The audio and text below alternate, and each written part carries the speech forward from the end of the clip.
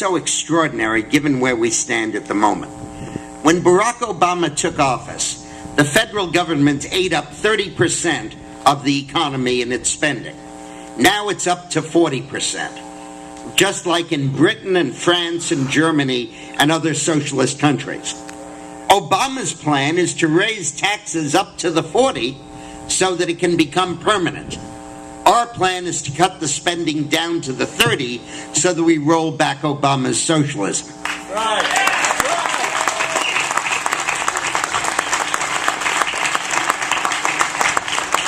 Ronald Reagan ran a budget deficit so he could force liberals to vote against higher spending. He wanted to stop the liberals from spending money, so he ran up a budget deficit. Barack Obama ran up a budget deficit to force conservatives to vote for higher taxes. Well, did he get his way? Are we gonna? Hell no. We're not gonna do it. We're gonna say no new taxes. No new taxes. Louder so they can hear you. No new taxes. No new taxes. And you and I are going to meet right here, same time next year, only there'll be 4 times as many of us, and we will be 4 times louder, and we will send a clear message to Congressman David McKinley and Senator John Racy, and the message then as now will be no new taxes.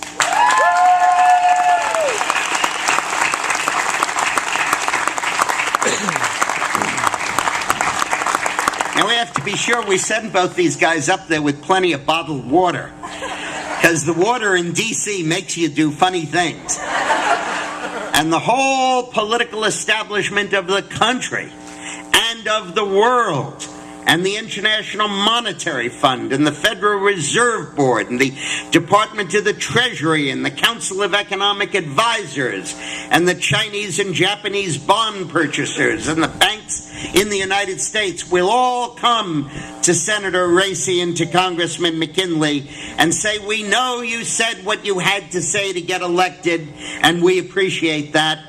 But right now, this country is going to go bankrupt unless you agree to raise taxes.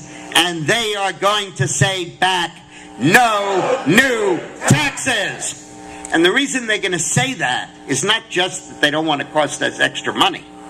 It's because both these gentlemen understand, as you understand, that when you raise taxes, you don't cut spending, you raise spending. Because you take more money out of the economy. And that slows economic growth and increases the recession. And when that happens, more people need Medicaid, and more people need food stamps, and more people need unemployment insurance, and more people need welfare, and your spending goes up. It doesn't go down.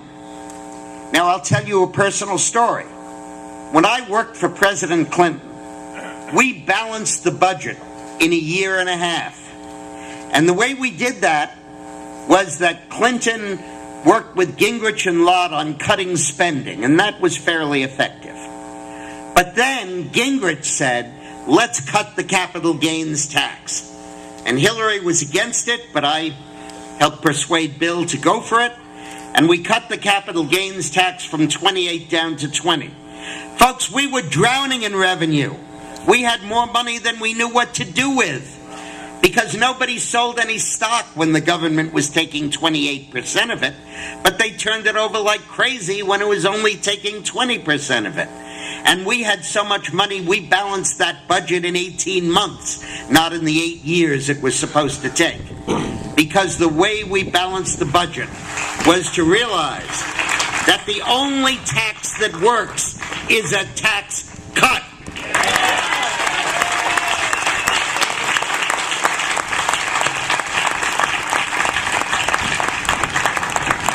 When George W. Bush cut the tax rate on all Americans, but partially on the top 1%, that top 1% paid $100 billion more in taxes each year for 10 years.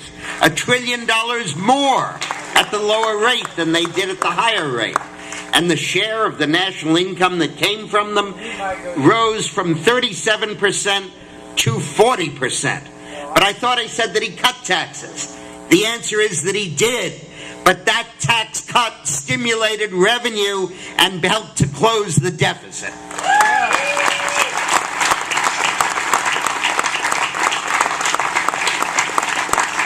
Ladies and gentlemen, 3 years ago, the budget deficit was $125 billion. Now it's $1.3 trillion. And it is absolutely killing us. And when the evidence of the economy falling apart because the government is taking too much of our money, when that comes in, what's Obama's solution? Spend more money. He's like those doctors in the Middle Ages who, when the patient was sick, they said he has evil spirits. Get rid of the evil spirits. Take his blood out. The evil spirits will go out and he'll be fine.